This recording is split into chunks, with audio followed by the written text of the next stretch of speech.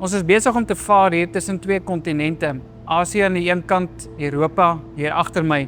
En is wonderlik om hier te kan beweeg waar Istanbul dan eintlik rondom 'n mens is en op al twee hierdie kontinente lê. Hier was soveel geskiedenis vasgevang is, nie net van hierdie wêreld en van die Turke nie, maar ook van die kerk en van Christene, waar die apostels hier geloop het, die evangelie hier verkondig het, waar vroeë kerkvaders bymekaar gekom het om besluite te neem, 7 konsilies wat in hierdie omgewing plaasgevind het, soveel belangrike besluite wat geneem is, wat ons geloofsgrondslag gelê het as gereformeerdes.